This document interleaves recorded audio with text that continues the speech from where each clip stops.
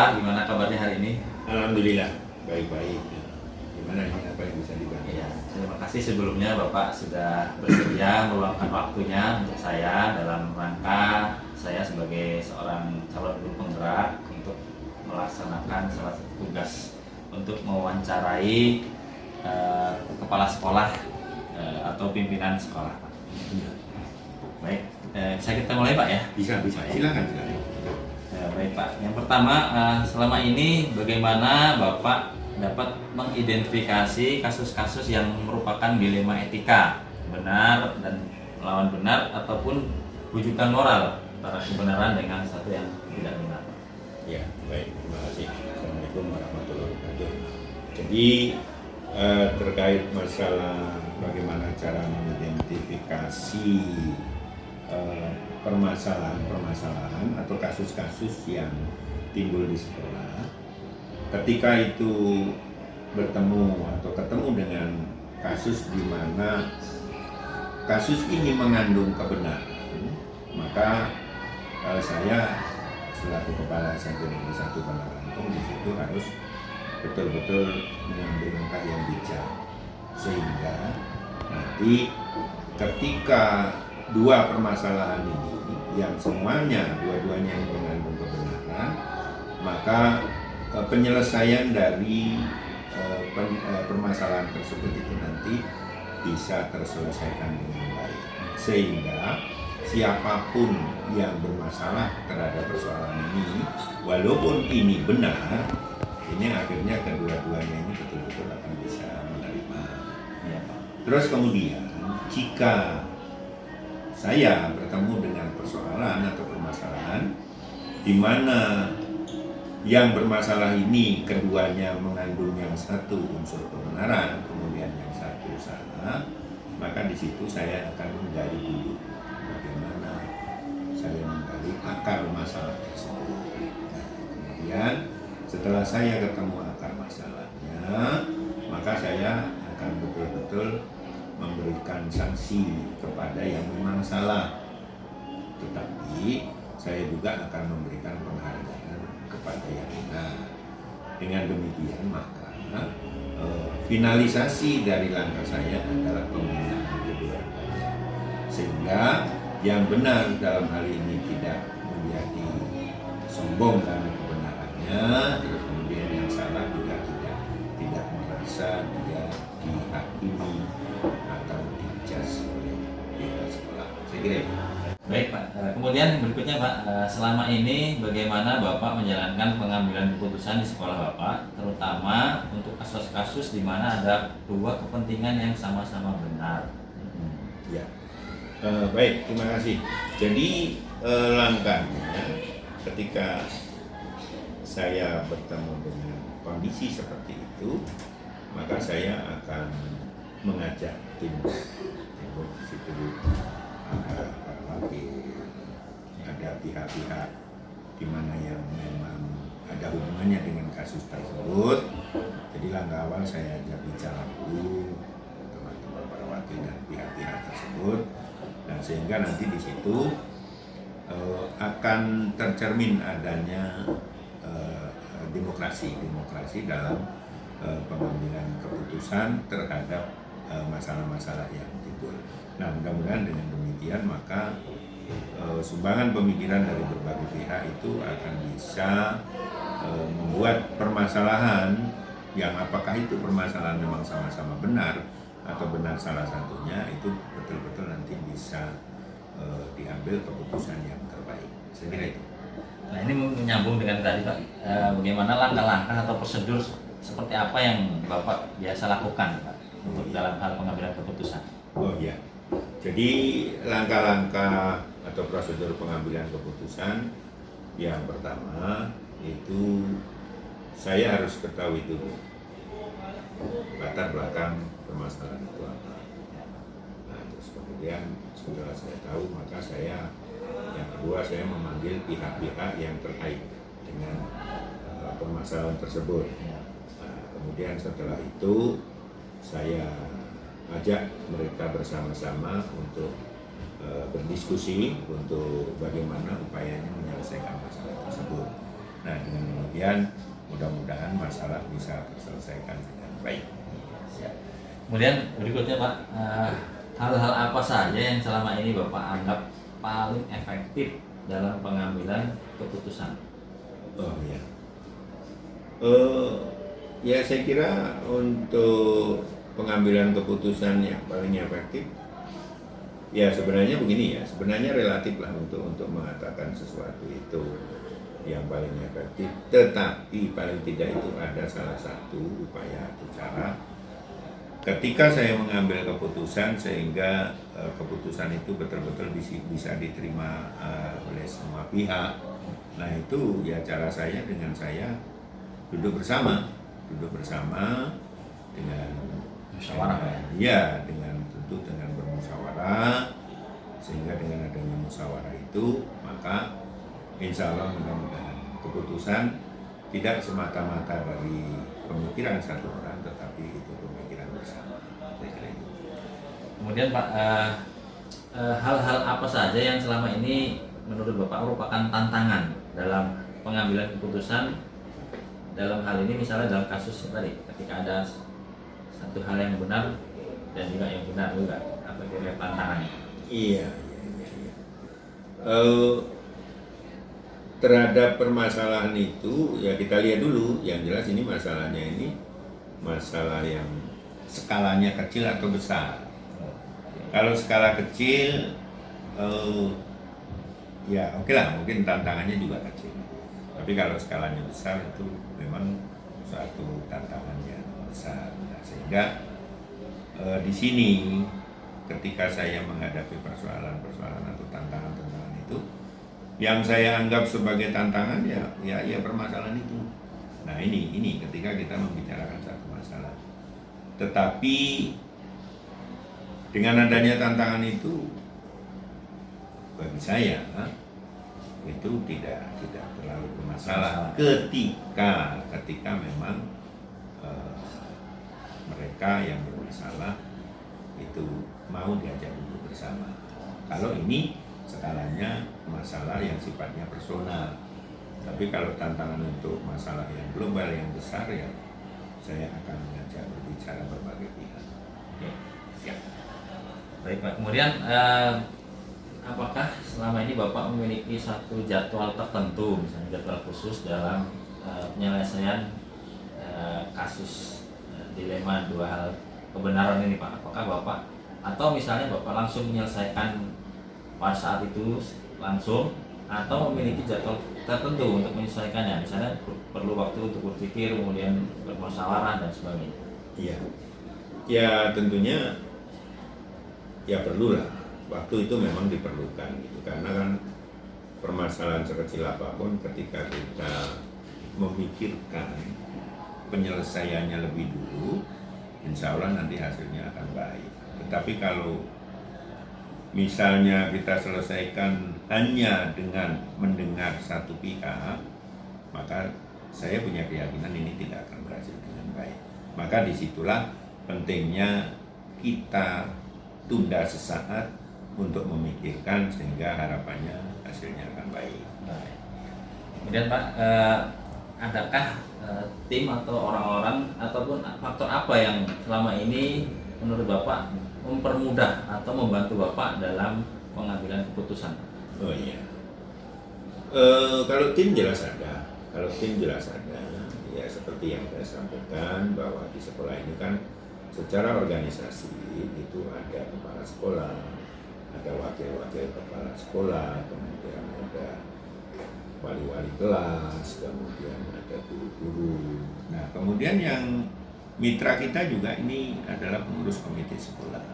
Nah, ini masing-masing yang saya sebutkan tadi ini punya peranan penting untuk bagaimana saya ajak bicara untuk menyelesaikan masalah-masalah yang besar. Tetapi kalau ini masalah-masalah secara personal ya mungkin saya persempit lah begitu. Dengan siapa saya harus bicara dan bagaimana cara penyelesaiannya itu tentu akan berbeda dengan masalah yang besar tadi. Oke. Terakhir Pak, ini jadi dari semua hal yang sudah disampaikan tadi Pak, apa kira-kira pelajaran yang dapat dipetik dari pengalaman Bapak selama ini dalam pengambilan keputusan, khususnya ketika tadi ada dua hal yang sama-sama benar nih. Apa kira-kira pelajaran yang bisa dipetik oleh Iya. Hikmah atau pelajaran yang bisa saya petik, satu adalah nilai manfaat. Ya, itu yang saya petik gitu ya. Jadi nilai manfaat, terus kemudian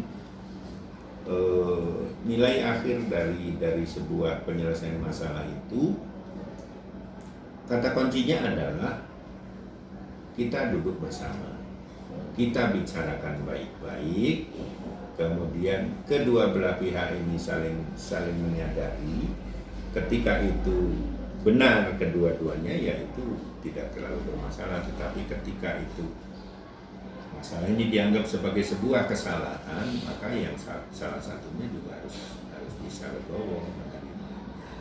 Jadi bagaimana juga nilai manfaat itu lah Pak yang paling Iya. nilai kebermanfaatan.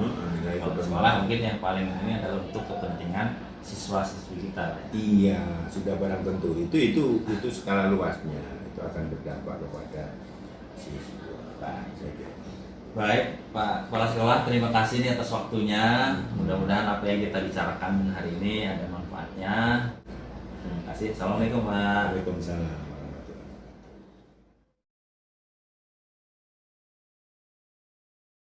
Assalamualaikum Pak Nasir. Waalaikumsalam. Gimana kabarnya hari ini? Alhamdulillah sehat Pak Joni. Gimana Pak Joni di sekolah? Alhamdulillah sehat Pak. Jadi saya pertama ucapkan terima kasih nih Pak, Bapak sudah bersedia meluangkan waktu untuk saya wawancarai dalam rangka saya mengerjakan tugas saya sebagai CGP untuk modul 3.1. Iya, pada dasarnya sih masih banyak kepala sekolah yang lebih senior dan lebih berpengalaman. Tapi Pak Joni karena minta tolong untuk saya akan diwawancarai, ya insya Allah semaksimal mungkin yang sudah saya alami, yang sudah saya terapkan nanti bisa membantu proses untuk Pak Joni menjadi CGP yang mantap dan sukses. Amin. Baik Pak, kita mulai ya. Ada beberapa pertanyaan yang ingin saya tanyakan Pak. Yang pertama, selama ini bagaimana Bapak sebagai kepala sekolah dapat mengidentifikasi permasalahan atau kasus yang merupakan dilema etika ataupun rujukan moral? Yang sudah saya alami untuk menghadapi dilema etika, pada dasarnya sih kita akan mengambil langkah, terutama kita harus koordinasi dulu permasalahannya apa, dan saya baru menggunakan prioritas apa yang harus saya lakukan, sehingga saya perlu komunikasi dengan baik dan tepat sasaran. Dan saya juga menggunakan skala prioritas Pak. Misalkan ada sesuatu permasalahan, misalkan ada seorang guru yang meninggal, misalkan kita secara sosial, secara etika sosial dan manajemen sekolah, kita harus pertimbangkan apakah anak perlu diliburkan, apa anak perlu dipulangkan. Nah itu harus segera kita ambil keputusan.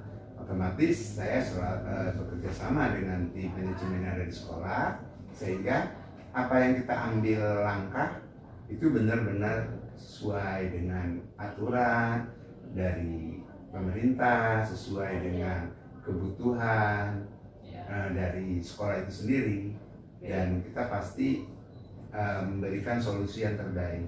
Baik. Nah, kemudian yang kedua, selama ini bagaimana Bapak menjalankan pengambilan keputusan di sekolah Bapak, terutama untuk kasus-kasus di mana ada dua hal kepentingan yang sama-sama benar nih Pak, atau sama-sama mengandung nilai kebaikan? Pada dasarnya kembali lagi ya Pak Joni, untuk menyelesaikan sebuah permasalahan atau suatu kegiatan yang urgen, Ya. Pasti saya memihak ke murid Pak, memihak ke siswa kepentingan atau stakeholder yang ada di sekolah, Ya. karena semua sama-sama penting misalkan, tapi saya berusaha untuk membuat kondusif sekolah, sehingga keputusan yang kita ambil itu bukan keputusan yang sepihak. Selain saya dengan wakil, dengan guru-guru senior, saya selalu berkomunikasi. Ya, pada intinya adalah untuk kepentingan murid dan warga sekolah. Kemudian yang ketiga Pak, langkah-langkah atau prosedur seperti apa yang biasa Bapak lakukan selama ini dalam pengambilan keputusan? Kalau sekarang ini untuk mengambil keputusan, kita ambil contoh misalkan tawuran anak-anak ya Pak Joni, misalkan ya tawuran anak atau guru yang ada beberapa guru yang memang perlu dikomunikasikan, diperhatikan lah bahasanya, ada dari segi kerajinan dan segi penyelesaian tugas. Yang pertama saya mengamati dulu Pak Joni, saya amati kebiasaan anak ini bagaimana, terus saya komunikasikan. Kalau anak ya dengan masalah tawuran, saya komunikasikan dengan guru BK, nanti guru BK sudah sejauh mana komunikasi dengan kesiswaan.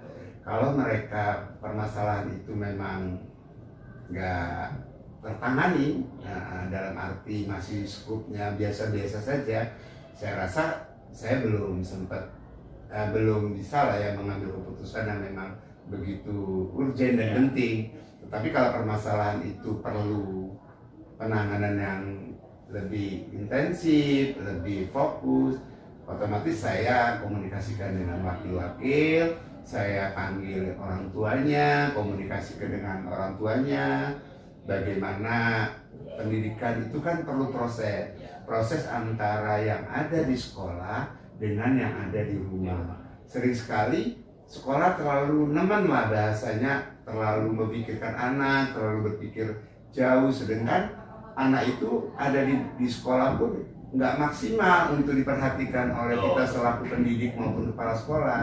Tetapi kita minta bantuan deh, karena proses itu akan berjalan baik jika ada komunikasi antara orang tua dan pihak sekolah. Jadi intinya ada koordinasi dengan tim kerja, kemudian ada kolaborasi Pak ya. Dan kita menggunakan SOP yang ada di sekolah, standar operasional prosedurnya.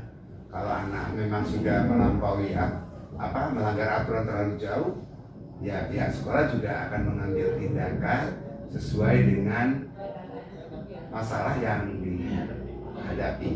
Kemudian berikutnya, hal apa saja yang selama ini Bapak anggap efektif Pak dalam pengambilan keputusan? Saya rasa sih nggak guru, nggak anak, semuanya itu intinya ada di komunikasi Pak Jo. Komunikasi ya yang paling efektif ya. Efektif itu komunikasi sebelum mengambil keputusan. Saya rasa komunikasi, kedekatan, anak kita anggap sahabat. Bisa jadi anak itu nggak curhat ke orang tuanya, tapi dengan guru BK itu sampai nangis-nangis kejadian. Anak itu nggak ngadu dengan orang tuanya, padahal anak itu di rumahnya fasilitas apapun saya rasa nggak bermasalah. Tetapi dikala dia ada di sekolah, guru ada masalah. Dan begitu juga guru, intinya semuanya ada yang paling efektif jadi komunikasi. Kemudian yang berikutnya Pak, kalau tadi terkait dengan efektif, sekarang apa kira-kira tantangan nih Pak yang Bapak hadapi yang selama ini dalam hal pengambilan keputusan? Apa tantangan yang pernah Bapak hadapi?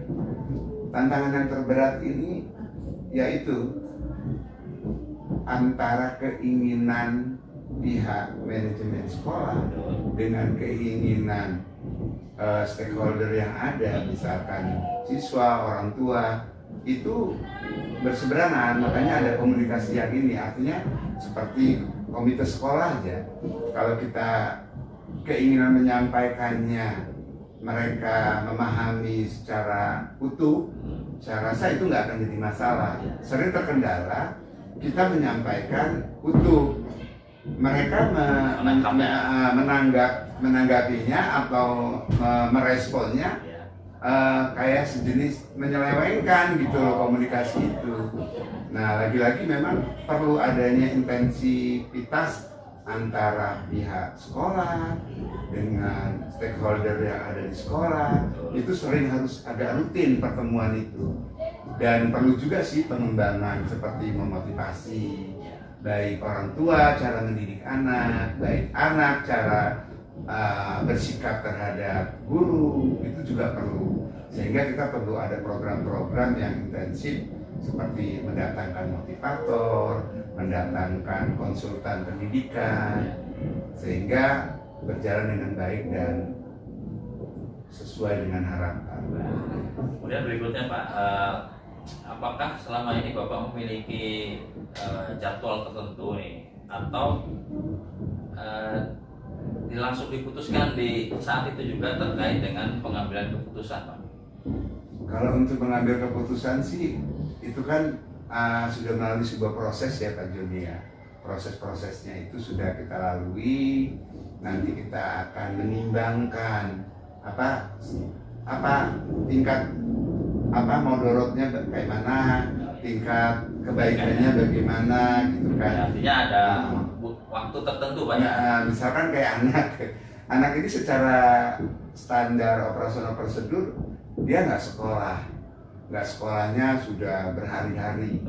Kita sudah komunikasikan, kita berikan terapi, kita berikan punishment, misalkan suruh di sekolah dulu, di rumah lah, di skor lah istilahnya. Tetapi pengetahuan orang tua, ternyata anak tetap pengennya nggak mau sekolah. Tapi secara sedangkan ini udah kelas 9 misalkan, sudah mau lulus, misalkan kita ambil keputusan secara teori memang anak ini bisa kita keluarkan, tetapi secara manusiawi anak ini hak anak, pendidikan dasar 9 tahun juga perlu kita pertimbangkan, apalagi di ujung-ujung tahun anak-anak melakukan begitu. Bisa jadi apa karena ini di era pandemi, apa karena perhatian orang tua kurang, kalau perhatian sekolah juga sudah memberikan fasilitas atau layanan yang terbaik, itu perlu dievaluasi sehingga win-win solution gitu ya kalau kita memberikan keputusan. Ya tidak bisa sekonyong-konyong ya. Enggak sekonyong-konyong, pasti semua pakai proses ya. Harus ada proses dan waktu tertentu. Kemudian yang berikutnya Pak, adakah seseorang atau faktor-faktor yang selama ini mempermudah atau membantu Bapak dalam pengambilan keputusan? Ya, otomatis keputusan itu nggak semata-mata dari saya ya selaku kepala UPT yang ada di sekolah ini, tetapi kita perlulah ada urun rembuk mengkomunikasikan dengan senior, kultur yang ada di sekolah itu kayak mana, mengkomunikasikan dengan kesiswaan, sejauh mana umpisit atau permasalahan yang ada gitu. Jadi intinya tetap diidentifikasi sampai jauh, sehingga kita juga perlu nih pengalaman-pengalaman dari entah kepala sekolah yang sudah senior, entah komunikasi dengan dinas pendidikan terutama, atau sebuah ada permasalahan. Saya rasa itu. Jadi adalah ya orang-orang tertentu yang selama ini membantu Bapak dalam mengambil keputusan ya. Kayak sekarang ini saya kan mengalami kejadian ini Pak Joni, bukan kejadian ya, permasalahan. Ada guru saya misalkan, guru saya ini mengalami kasus hukum misalkan begitu. Saya harus ngambil langkah bagaimana gitu kan. Apakah saya segera langsung laporkan? Apa saya langsung panggil? Itu pasti kita harus sudah persiapkan. Oh ternyata kita perlu komunikasi. Ada nggak orang yang pernah mengalami kasus seperti saya pasti selalu mencari gitu loh.